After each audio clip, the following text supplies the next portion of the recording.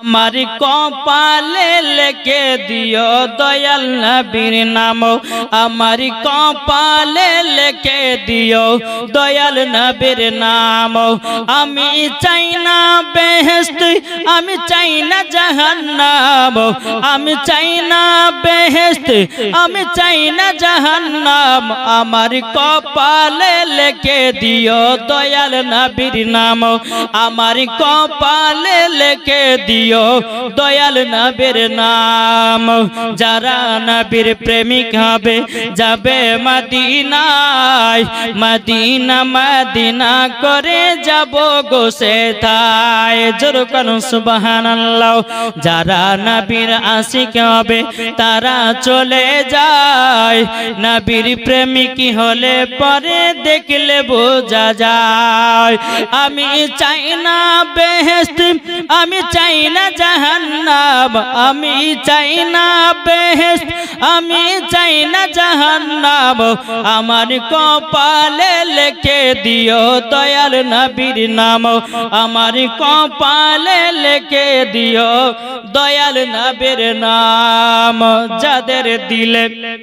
যাদের দিলে আছে শুধু নবীর ভালোবাসা যাবে তারা ওই যে শুধু সোনার মদিনা যাদের দিলে আছে শুধু নবীর ভালোবাসা যাবে তারা শুধু ওই যে সোনার মদিনা তাই মদিনা মদিনা করি কাঁদি গো মোরা তাই মদিনা মদিনা করি কাঁদি গো মোরা আমার কপালে লিখে দিও দয়াল নবীর নাম আমার কপালে লিখে দিও দয়াল নবীর নাম বাবাজি মুসলমান ভাইরাও এ সোনা মানিকেরাও চলুন বাবাজি আপনাদেরকে একটু ঘটনা বলতে চাই বাবাজি আল্লাহ পাক আল্লাহ তাআলা বলতেছে কুরবানি দেওয়ার আগে নামাজ পড়ো কুরবানি দেওয়ার আগে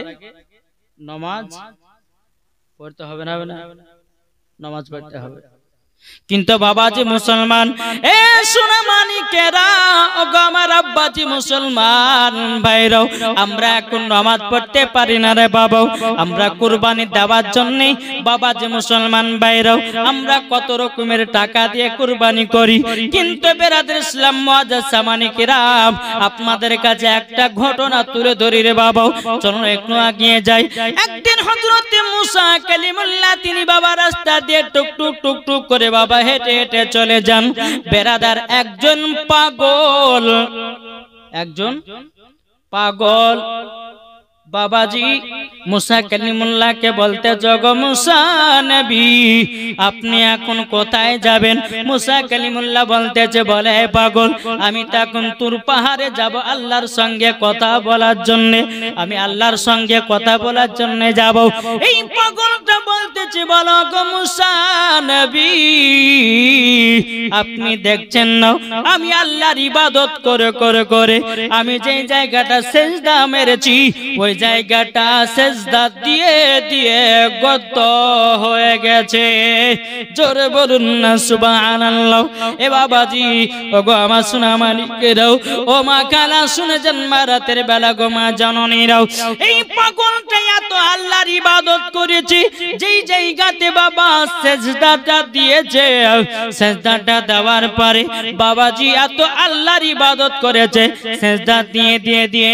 সিজদার জায়গাটা গর্ত হয়ে গেছে বাবাজি পাগলটা বয়স্ক হয়ে গেছে চুল পেকে গেছে দাড়ি পেকে গেছে মাথা ঠিকভাবে সাট করতে পারে না ওই পাগলটা বলছো গো মুসা কালিমুল্লাহ আপনি তো যাবেন খোদার সঙ্গে তোর পারে কথা বলার জন্য আপনার কাছে একটা আবেদন করব বলে কি আবেদন বলে আমি যে এত বছর ধরে নামাজ পড়লাম আল্লাহকে জিজ্ঞাসা করিবেন আমার নামাজ কবুল হয়েছে না হয়নি মুসা কালিমুল্লাহ তিনি বাবা এক পা দুপা করে টুক টুক টুক টুক করে এগিয়ে যায় যেতে যেতে যেতে বাবা তোর পাহাড়ে মুসা কালিমুল্লাহ গেলেন আল্লাহ পাক আল্লাহ তাআলা তিনার সঙ্গে কথা বললেন। কথা বলার পরে মুসা কালিমুল্লাহ বলছে, গো রব্বুল আলামিন, আমি যে রাস্তা দিয়ে হেঁটে হেঁটে আসছিলাম, একজন পাগল এত ইবাদত করেছে,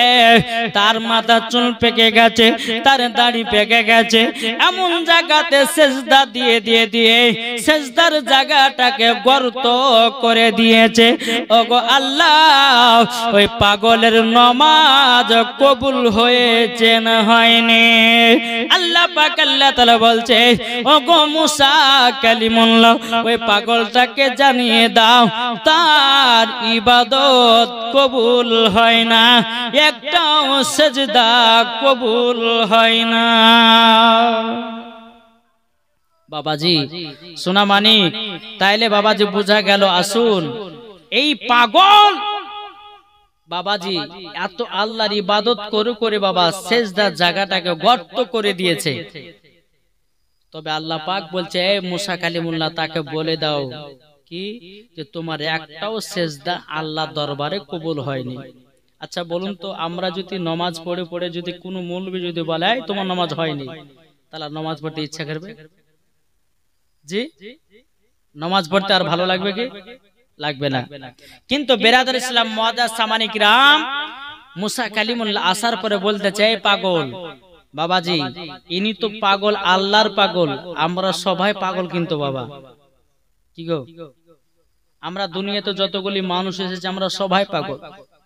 কেউ বাবাজি টাকার পাগল, কেউ বাবা নামাজের পাগল, কেউ বাবা কোরআনের পাগল, কেউ বাবা নবীর পাগল, কেউ রাস্তার পাগল, ঠিক না?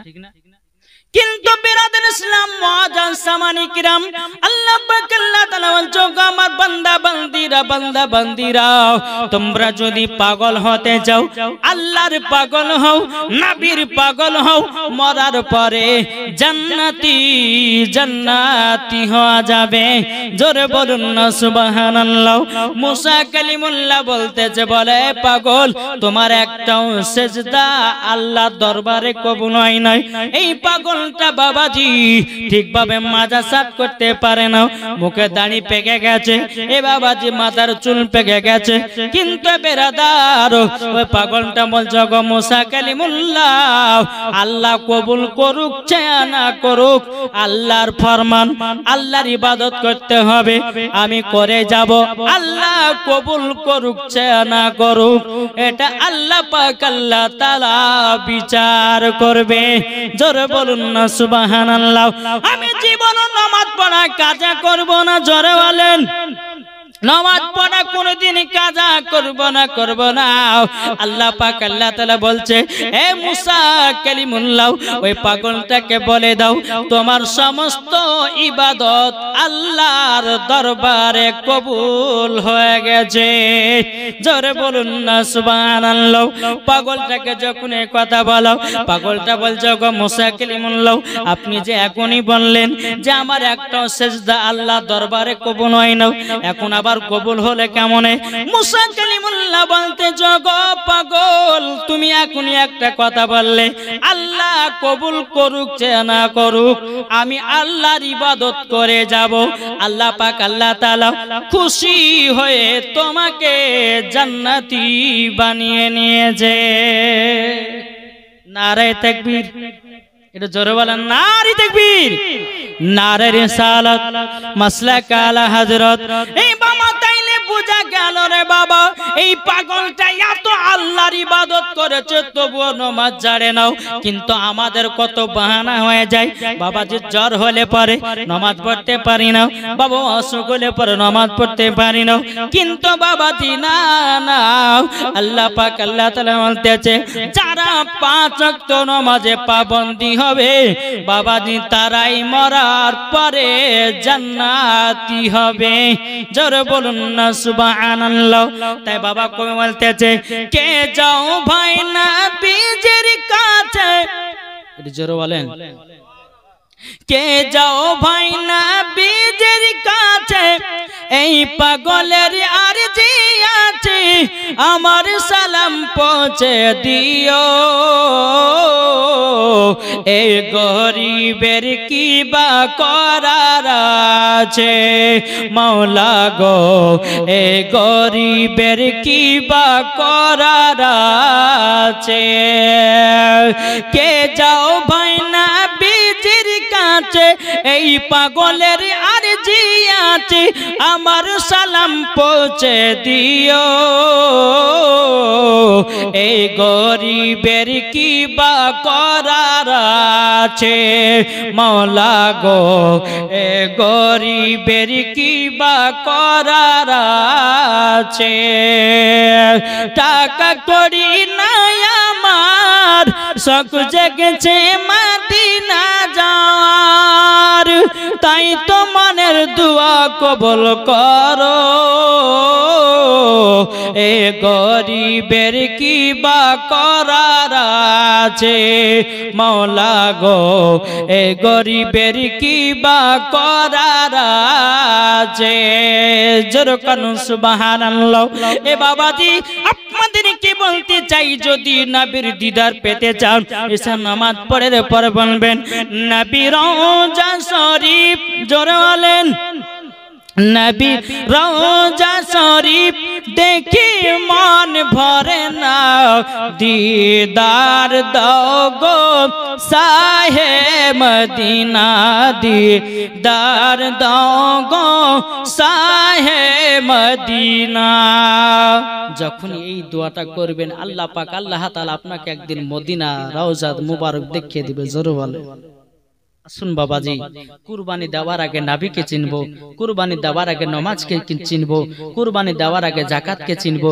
কুরবানি দেওয়ার আগে আমরা সঠিক পথে চলবো জোরে বলেন সুবহানাল্লাহ আমরা বাবাজি মুসলমান অনেকে ব্যক্তি আছে বাবাজি চিটারি টাকা দিয়ে কুরবানি করি না অনেকে আমরা ব্যক্তি আছি বাবা সুদের টাকাতে কুরবানি করি বাবাজি অনেকে ব্যক্তি আছে বাবা চিটারির টাকাতে বাবা আপনার কিনাও কুরবানি করি আমরা অনেকে ব্যক্তি আছি বাবাজি মুসলমান বেধোকার টাকা দিয়ে আমরা কুরবানি করি কিন্তু আল্লাহ পাক আল্লাহ তাআলা বলতেছে ওগো আমার বান্দা বান্দিরা তোমরা যখন আমার রাস্তাতে কুরবানি করবে একমাত্র হালালি টাকা দিয়ে কুরবানি করো ওই কুরবানি আমার দরবারে কবুল হয়ে যাবে জোরে বলুন না সুবহানাল্লাহ বাবাজি চলুন এবার আপনাদের সম্মুখে আমি জীবনটা নিয়ে যাই নাকি বলছেন আজ বেশিক্ষণ করব না ওই হয়তো আধা ঘন্টা 1 ঘন্টা বলে ইনশাআল্লাহ ছেড়ে দেব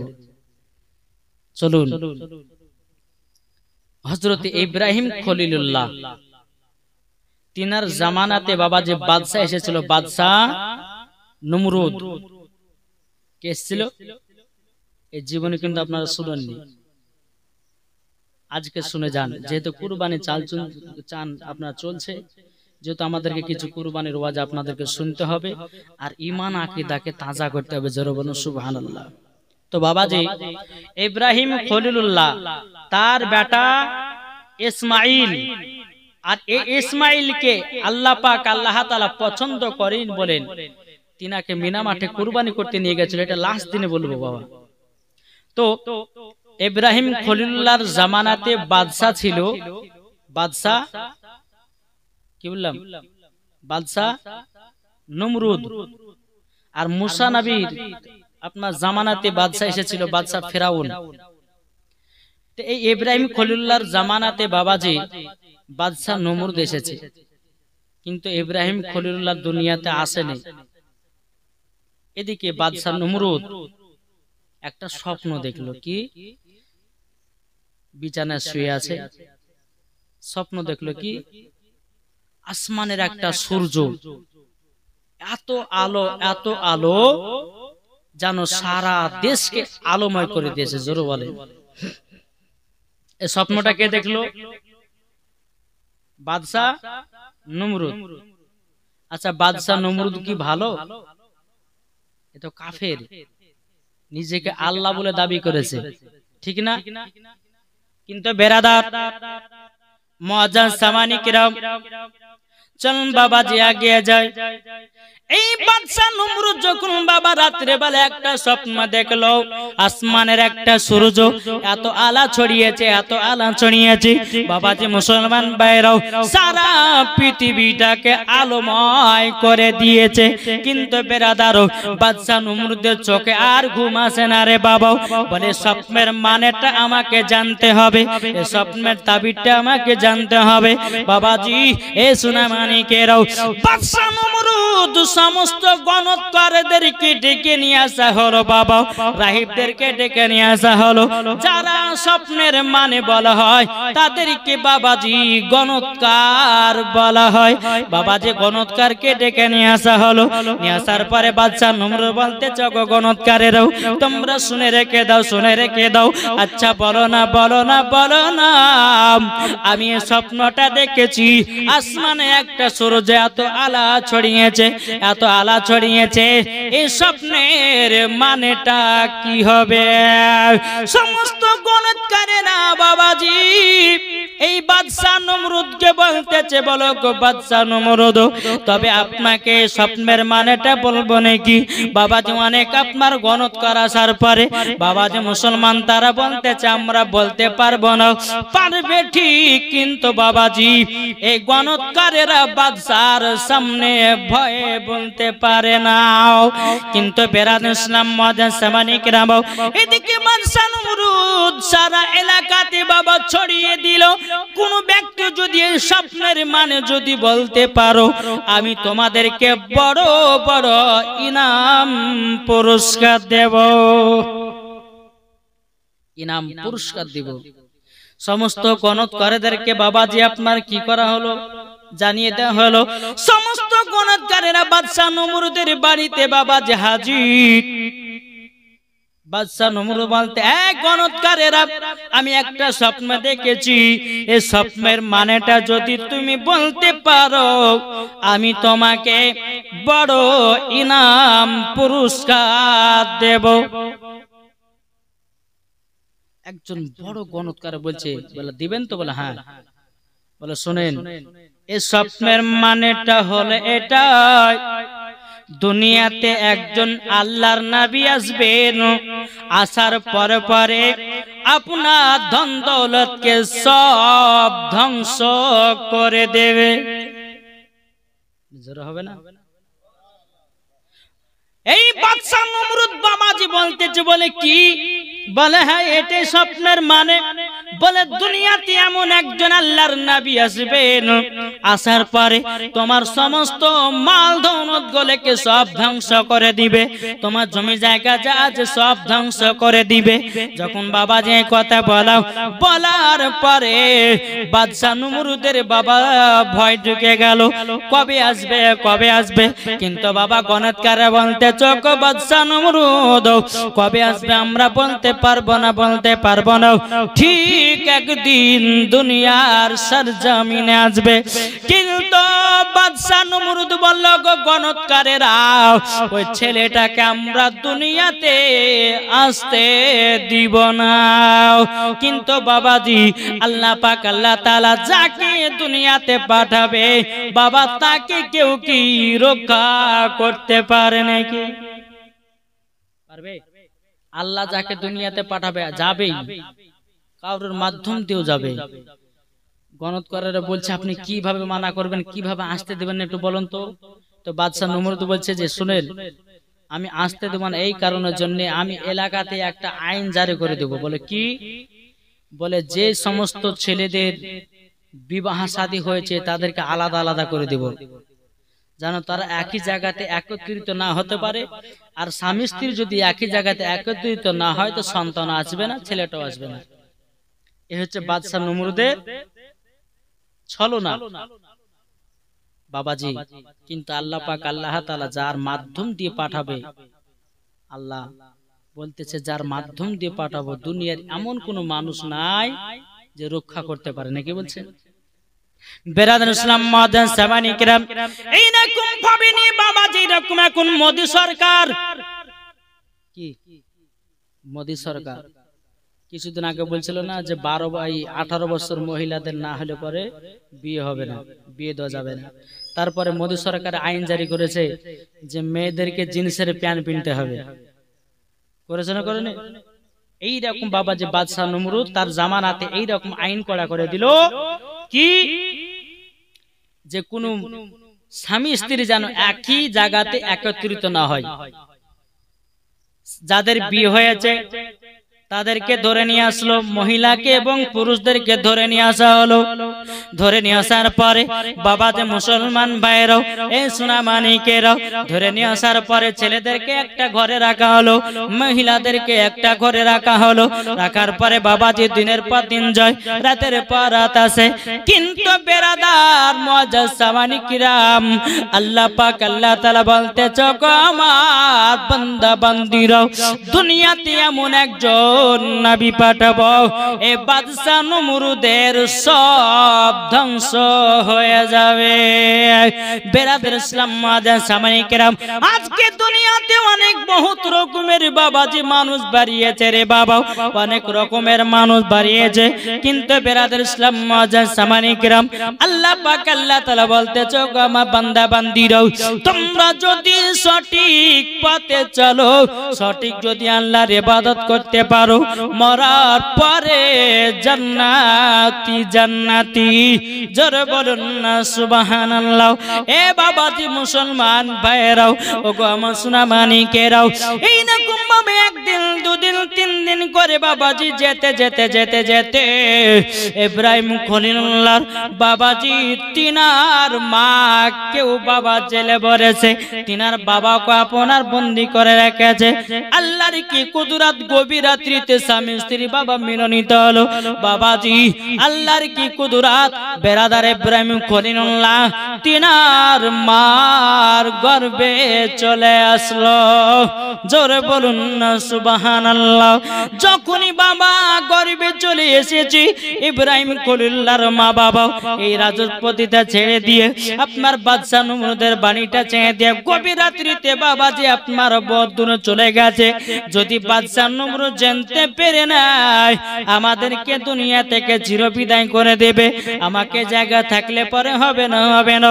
বাবাজি ইব্রাহিম খলিলুল্লাহকে গর্বে করে নিয়ে বাবাজি আপনার টুকটুক টুকটুক করে চলতে লেগেছে। একটা গর্তের ভিতরে বাবাজি তিনার মা জননী জন্ম দিলেন হযরতে ইব্রাহিম খলিলুল্লাহকে। জোরে বলুন না সুবহানাল্লাহ। আল্লাহ পাক আল্লাহ তাআলা বলতেছে, বলে রে কাফেরের দলেরা, আমি যে নবীকে দুনিয়াতে পাঠাবো কোন কাফেরের দল তার ক্ষতি করতে পারবে না। কিন্তু ইব্রাহিম খলিলুল্লাহ বাবাজি তিনি গর্তের ভিতরে আপনার জন্মগ্রহণ করলেন। করার পরে বেরাদার ইসলাম হযরত ইব্রাহিম খলিলুল্লাহ বাবা শাহাদত আঙ্গলে বাবাজি আল্লাহ পাক আল্লাহ তাআলা মধু দান করেছিলেন। শাহাদত আঙ্গুলে ইব্রাহিম খলিলুল্লাহর মা তিনি যখন বাবা গর্ত থেকে উঠে যখন রাজপ্রাসাদে যেতে নমরুদের, এদিকে আল্লাহর ফারিস্তারা বাবা যে জান্নাত থেকে তিনাকে মধু পান করিয়ে দিত। জোরে বলেন, জান্নাত থেকে মধু পান করাতেন।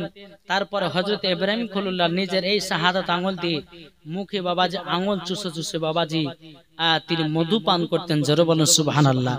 তাই দেখবেন বাচ্চা ছেলেরা যখন আপনার আঙ্গুল চুষে, বাচ্চা ছেলেরা যখন মুখ ভরে আঙ্গুল চুষে, দেখেন না, এই আঙ্গুল চুষাটা হচ্ছে হযরত ইব্রাহিম খলিলুল্লাহর সুন্নাত। জোরে বলেন সুবহানাল্লাহ। আর সুন্নাত কোন বাচ্চা যদি আঙ্গুল চুষে তো তাকে মানা করবেন না, হাত টানবেন না, চুষে দিবেন। এই আঙ্গুল চুষাটা হচ্ছে হযরত ইব্রাহিম খলিলুল্লাহর সুন্নাত।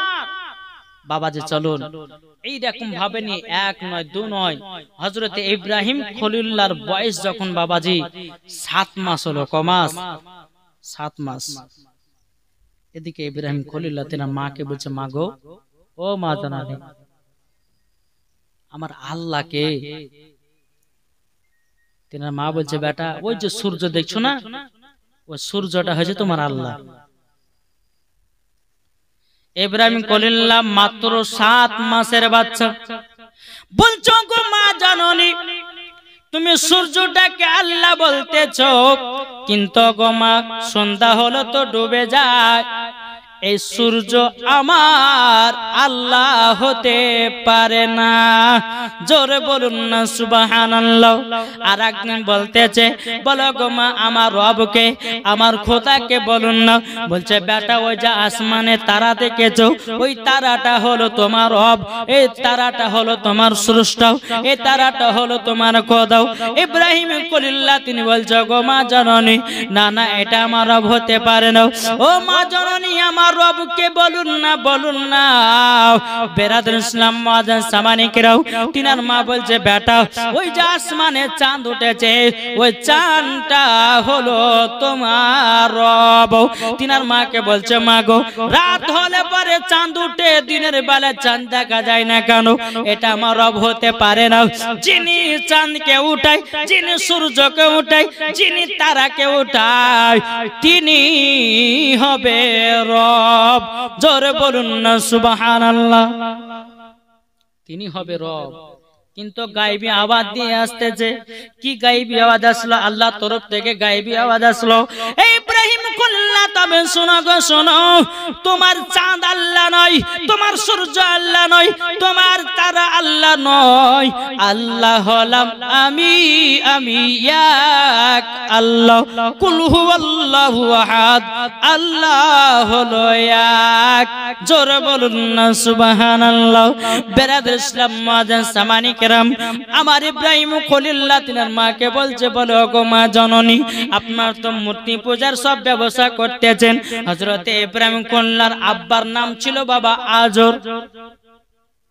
কোন কিতাবের মধ্যে বলছে যে না তিনার আব্বার নাম আজর, আবার কোন কিতাবের মধ্যে বলছে তিনার চাচার নাম আজর ছিল। তো তিনার চাচা বাবা মূর্তির ব্যবস্থা করত। কিসের ব্যবস্থা? মূর্তি। এই মূর্তির ব্যবস্থা যখন বাবা করা, একদিন ইব্রাহিম খলিলুল্লাহকে সঙ্গে করে নিয়ে তার চাচা আজর কি করেছেন, মূর্তি বিক্রি করতে নিয়ে গেছে। নিয়ে যাওয়ার পরে বলছে, চাচা আপনি যে মূর্তি বিক্রি করছেন এটা কিসের জন্য করছেন? তা চাচা বলতেছে, বলে গো ভাতিজা তবে শুনে নাও, এই মূর্তিটাই হচ্ছে আমাদের রব, আমাদের স্রষ্টা। ইব্রাহিম খলিলুল্লাহ বলতেছে, বলো গো চাচা না না, এই কখনো রব হতে পারে না, এই কখনো আমাদের স্রষ্টা হতে পারে না, পারে না, পারে না, পারে না। বেরাদর ইসলাম মুআজ্জাজ সামানিকেরাম, এ সুনামানিকেরাও, ওগো আমার আব্বাজি মুসলমান ভাইরা, যখন বাবা যে কথা বলো, বলার পরে বাবা ইব্রাহিম খলিলুল্লাহ বলতেছে, গো চাচা যদি আমাদের এই মূর্তিগুলো স্রষ্টা হয়, রব হয়, তাহলে গো চাচা আপনি এখনই তাদেরকে প্রসাদ খেতে বলো। বাবাজি মুসলমান, তিনার চাচা বলছো গো ইব্রাহিম খলিলুল্লাহ, তবে শুনে না, শুনে নাও, মূর্তি কি কখনো খাওয়া দাওয়া করে নাকি? ইব্রাহিম খলিলুল্লাহ বলতেছে, বলো গো আমার চাচা, যখন মূর্তি খাবে না, খাবে না, তাইলে এটা কখনো আমাদের রব হতে পারে না। বেরাদর ইসলাম মুআজ্জাজ সামানিকেরাম, ইব্রাহিম খলিলুল্লাহ বলছো গো চাচা জান, আপনি মূর্তির ব্যবসা ছেড়ে দিন, আপনাকে মূর্তির ব্যবস্থা করতে হবে না, হবে না। এক শুধু এক আল্লাহকে মানো। আল্লাহ হলে এক, আল্লাহ ছাড়া আর কোনো আমাদের মাবুদ নাই। আমাদের এক আল্লাহ, এক আল্লাহ, এক আল্লাহকে বলে মানো, মানো, মরার পরে জান্নাতি হওয়া যাবে। জোরে বলুন না সুবহানাল্লাহ। বেরাদর ইসলাম মুআজ্জাজ সামানিকেরাম, এই খবর যখন বাদশা নমরুদের কাছে পৌঁছে গেল, বাদশা নমরুদের কাছে পৌঁছে গেল, বলছে বাদশা নমরুদ বলছে ইব্রাহিম খলিলুল্লাহ চাচাকে বলতেছে যে এই দেখেন এরকম ব্যাপার, মূর্তির সঙ্গে বেয়াদবি করেছে ইব্রাহিম। বলে টাকা ডাকো। ডাকা হলো, এই ইব্রাহিম কি ব্যাপার গো, তুমি নাকি আমাদের মূর্তিকে নিয়ে কি খারাপ মন্তব্য করেছো, খারাপ কথা বলেছো? বলে হ্যাঁ বলেছি তো। ইব্রাহিম খলিলুল্লাহ বলতেছে, যা যে মূর্তি খেতে পারে না তাকে আমরা রব বলে মানবো কেন নাকি গো? ওগুলো মানুষে তৈরি করে। এই কথা যখন বলা, তো বাদশা নমরুদ বলতেছে, বলে তুমি আমাকে আল্লাহ বলে মানো, জোরে কর নাউজুবিল্লাহ। কে বলছে? বাদশা নমরুদ। ইব্রাহিম খলিলুল্লাহ তিনি বলতেছে, বলে এ বাদশা নমরুদ, তুমি কেন আমাদের আল্লাহ হতে যাব? আমার আল্লাহ হলে যিনি আসমানে সূর্য উঠায়, তিনি হচ্ছেন আমার আল্লাহ। তোমাকে আল্লাহ বলে মানবো কেন আমি? বেরাদর ইসলাম মুআজ্জাজ সামানী কিরাম, ইব্রাহিম খলিলুল্লাহ বলতেছে, এই বাদশা নমরুদ, তবে শুনে নাও, আমি তোমাকে আল্লাহ বলে মানব কেন? আমার আল্লাহ জিন্দাকে মুর্দা করতে পারে, মুর্দাকে জিন্দা করতে পারে। এটা আমার আল্লাহ পাক, আল্লাহ তাআলার পাওয়ার। এদিকে বাদশা নমরুদ বলতেছে, এ ইব্রাহিম খলিলুল্লাহ, তবে শুনে নাও, তোমাকে একটা আমি কথা বলে দিই। বলে কি কথা? তবে শুনে রেখে দাও। বলো আমি মুর্দাকে জিন্দা করি আর জিন্দাকে মুর্দা করি। বেরাদার যখন এই কথা বলো, আপনার কিনা ইব্রাহিম খলিলুল্লাহ বলতেছে, বলো গো বাদশাহ, তুমি দেখায়া দাও, তুমি জিন্দাকে মুর্দা করো, মুর্দাকে জিন্দা করো। বাবা জেলে দুটা লোক ভরা ছিল বাবা, জেলের ভিতরে দুটো মানুষ আছে।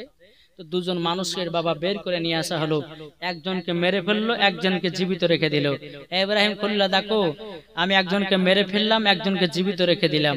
যাকে মারার দরকার ছিল তাকে বেঁচে দিলাম, যাকে মারার দরকার ছিল না তাকে মেরে ফেললাম। তাহলে দেখো আমি মানুষকে মারতেও পারি, জিন্দা করতেও পারি। ইব্রাহিম খলিলুল্লাহ বলতেছে, এটার নাম জিন্দা করা নয়, আমার আল্লাহ জিন্দাকে মুর্দা করে আর মুর্দাকে জিন্দা করে, ওটাই হচ্ছে আমার আল্লাহ। জোরে বলেন। বাবা যে মুসলমান সোনা মানিক, এইরকম ভাবে নিয়ে এই বাদশা নমরুদ আর একদিন বাবা যে ইব্রাহিম খলিলুল্লাহকে ডেকেছে। ডাকার পরে বাবা মাথা নিচু করেনি, ইব্রাহিম খলিলুল্লাহ মাথা নিচু করেনি। তো বাদশা নমরুদ বলছে, সবাই মাথা নিচু করছে, আমার কাছে তুমি করছো না কেন? বলে আমি করব না। বলে কেন করবে না? বলে তুমি আমার রব নয়, আমি মাথা নিচু করব আমার আল্লাহর কাছে। জোরে বলেন। যখন বাবা এই কথা বলার পরে ইব্রাহিম খলিলুল্লাহ ছোট হলেও পরে বাবাজি কথার পাওয়ার আছে। জোরে বলেন। এই কথার পাওয়ারটা আমার আল্লাহ পাক আল্লাহ তাআলা দিয়েছে। বাবাজি এই বাদশা নমরুদ আপনার কিনা গণৎকারকে ডাকা হলো। বলে গো গণৎকারেরা, ওই ছেলেটা দুনিয়াতে চলে এসেছে নাকি? তখন গণৎকারেরা বলতেছে, বাদশা নমরুদ, ওই ছেলেটা দুনিয়াতে এসে গেছে। জোরে বলুন না সুবহানাল্লাহ। বেরাদর ইসলাম মুআজ্জাজ সামানী কিরাম, এই বাদশা নমরুদ বলতেছে, বলো গো তোমরা শুনে নাও। বলে ছেলেটাকে যেমন করে দুনিয়া থেকে সরাতে হবে, পৃথিবী থেকে সরিয়ে দিতে হবে। যদি পৃথিবী থেকে না সরাতে পারো, তাইলে পরে আমার সব ধন দৌলত যত জমি জায়গা আছে সব কিছু ধ্বংস করে দেবে। বেরাদর ইসলাম মুআজ্জাজ সামানী কিরাম, এ সোনা মানিকেরাও, এইরকম ভাবে নিয়ে বাবাজি হযরত ইব্রাহিম খলিলুল্লাহর বয়স হয়ে গেল বাবাজি 25 বছর। কত বছর? 25। বেরাদার মুআজ্জাজ সামানী কিরাম, হযরত ইব্রাহিম খলিলুল্লাহ তিনি কোনো মূর্তির কাছে মাথা নত করে না। একদিন বেরাদার ইব্রাহিম খলিলুল্লাহকে নিয়ে মেলা দেখতে যাবে। একটা হিন্দুদের মেলা উৎসব হয়, যেমন আপনার ওই দুর্গা পূজা, তাদের কালী পূজা একটা মেলা উৎসব হয় না? তো সবাই যাবে মেলাতে। আর কাবা শরীফের ভিতরে বাবাজি 360টা মূর্তি ভরা। কটা? 360টা মূর্তি। তো সবাই লোক বলছে, এই ইব্রাহিম খলিলুল্লাহ চলো মেলাতে যাই। বলে আমি মেলা টেলা পছন্দ করি না, আমি যাবো না। ঠিক আছে, সবাই মেলা চলে গেছে, শুধু ইব্রাহিম খলিলুল্লাহ একটা কুলহাড়ি নিয়ে গেছে। কুলহাড়ি নিয়ে যাবার পরে বেরাদর ইসলাম মুআজ্জাজ সামানী কিরাম, কিছুটা থালাতে প্রসাদ নিয়েছে। প্রসাদ নেওয়ার পরে কাবার ভিতরে গেছে বাবা 360টা মূর্তি আছে। খাবার গুলোকে নিয়ে যাওয়ার পরে বলছে এই মূর্তি খা। মূর্তিকে খেতে পারে? মূর্তি খেতে পারে না। কিন্তু বেরাদার ইসলাম মাদান সামানি কিরাম যেটাই বাবা খাচ্ছে না, ইব্রাহিম খলিলুল্লাহ বাবা ওই কুলারি দিয়ে বাবা এমন করে আপনার চুরমার করে দিতেছে, একটা দুটো করে বাবা ভাঙতে ভাঙতে ভাঙতে বাবাজি যেটা সব থেকে বড় দেবতা বাবাজি মুসলমান, তার গলাতে কুলারিটা ঝুলাইয়া দিয়েছে। কুলারিটা যখন বাবা ঝুলাইয়া দিও, ইব্রাহিম খলিলুল্লাহ তিনি বাবাজি আপনার বাড়িতে চলে এসেছেন।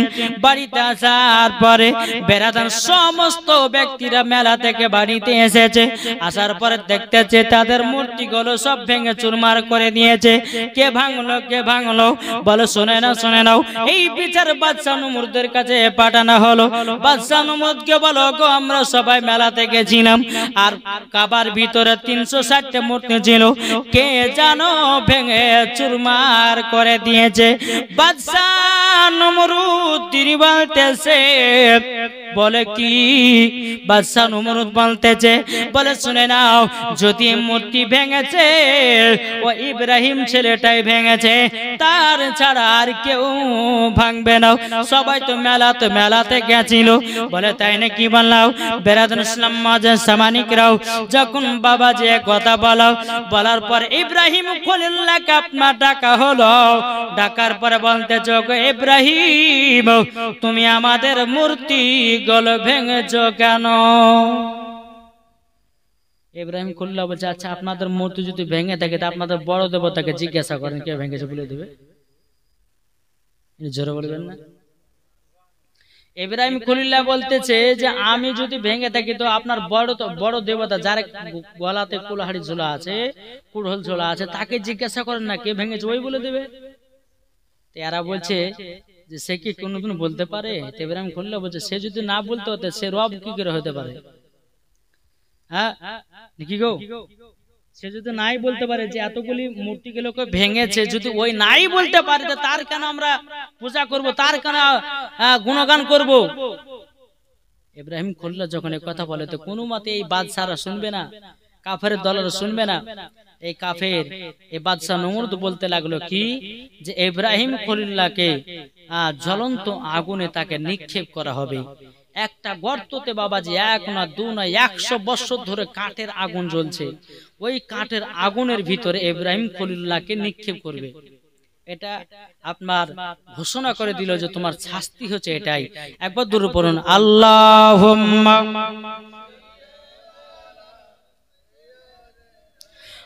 মাওলানা মুহাম্মদ ওয়ালা আলে মাওলানা মুহাম্মদ সাল্লাল্লাহু আলা মুহাম্মাদিন মুহাম্মদ হরদম জবান পাক নামে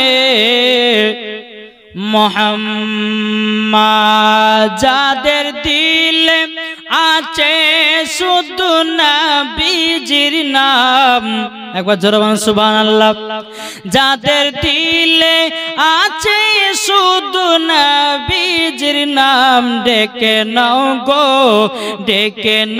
গো নবী তোমার যায়, ডেকে নাও গো নবী তোমার যায়। নিশিরাতে কাঁদি আমি, যাব আমি মদিনা শরীফ, জোরে বলেন। আর নিশিরাতে কাঁদি আমি, যাব আমি মদিনা শরীফ। নবীর প্রেমের ভালোবাসা পেলে সকলে, নবীর ভালোবাসা যদি পেল সকলে, যাবে তারা মদিনাতে কোরআন বলে। আল্লাহুম্মা সাল্লি আলা মাওলানা মুহাম্মদ আলা আলে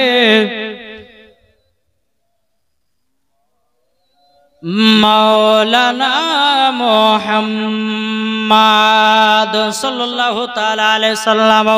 এই বাবাজি মুসলমান ভাইরা, এ সোনামানিকেরা, হযরত ইব্রাহিম খলিলুল্লাহকে বাবা আপনার জ্বলন্ত আগুনে নিক্ষেপ করবে রে বাবা।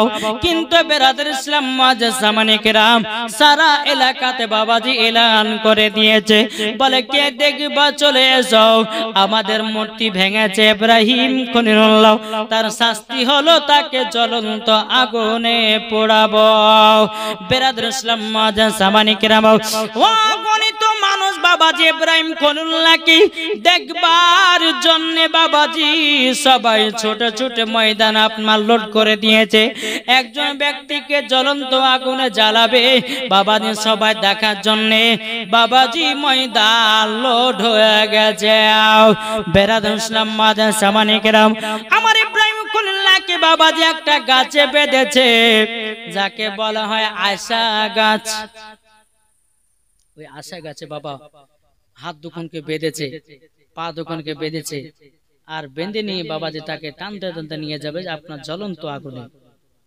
বেঁধে দিয়েছে, আল্লাহর কি কুদরত, বাবাজি বেঁধে দেওয়ার পরে হযরতে ইব্রাহিম খলিলুল্লাহকে বাবাজি ছেড়ে তুলতে পারে না, ছেড়ে তুলতে পারে না। এদিকে বাবা ইবলিস শয়তান বলছে, গো বাদশা নমরুদ, তোমার 40,000 মানুষে তুলতে পারে না, তুমি আমার যদি বুদ্ধি নিতে পারো, মাত্র 20টা লোকে ইব্রাহিম খলিলুল্লাহকে আগুনে নিক্ষেপ করে দেবে। বাদশা নমরুদ বলছে 40,000 মানুষ আমরা তুলতে পারছি না, আর ইবলিস শয়তান বলছে 20টা মানুষ তুলে আগুনে ফেলে দেবে। ইবলিস শয়তান তো বাবাজি তো খারাপ, কি বলছে? তো বাবাজি মুসলমান, এই কথা যখনই বলার পরে শয়তান বলছে যে কি বুদ্ধি বলো। বাদশা নমরুদ যে কি বুদ্ধি শয়তান বলো, যা কাজ করেন 20টা বেটা ছেলেকে 20টা মেয়েদেরকে একই জায়গাতে একত্রিত করুন, করার পরে তাদেরকে জিনা করো। জিনা মানে বুঝেন তো, জিনা করো, জিনা করবে, আর তারা নাপাকের অবস্থায় থাকবে। আর নাপাকের অবস্থাতে বাবাজি মুসলমান শোনা মানে নাপাকের কাছে কোন ফারিস্তা থাকে, কিন্তু হযরত ইব্রাহিম খলিলুল্লাহর কাছে বাবাজি বাদশা নমরুদের 40,000 মানুষ, কিন্তু ইব্রাহিম খলিলুল্লাহকে বাবা 70,000 ফারিস্তারা ধরে আছে। জোরে বলে কত হাজার বললাম? 70,000 ফারিস্তাতে ধরে আছে। কিন্তু বেরাদার, এই ইবলিস বলতেছে, বলো গো বাদশা নমরুদ 20টা বেটা ছেলে 20টা মেয়েকে একই জায়গাতে একত্রিত করো, তাদেরকে জিনা করো, তারা নাপাকের অবস্থাতে ধরবে, ফারিস্তারা সব ছেড়ে দেবে, 20 জনাতে তুলে আগুনে ফেলতে পারবে। হযরতে ইব্রাহিম খলিলুল্লাহকে যখন বাবাজি এই কথা বলার পরে বাবাজি তাই করা হলো। আজ যেই মহিলারা বাবা জিনা করেছিল, ওই মহিলাদের কপালে বাবাজি লাল লাল টিকলি পরিয়ে দেওয়া হয়েছিল। তাই আমি মা বোনদেরকে বলি, মা কপালে জীবনে কোনোদিন টিকলি পড়বেন না, যদি টিকলি পড়েন ওগো মা জননী, মরার পরে আপনাদেরকে যেতে হবে জাহান্নামে। মরার পরে আপনাদেরকে ওই নারীদের সঙ্গে জাহান্নামে যেতে হবে। মাগো কপালে টিকলি দিবেন না। এই কপালটা আল্লাহ পাক আল্লাহ তাআলা বানিয়েছে শুধু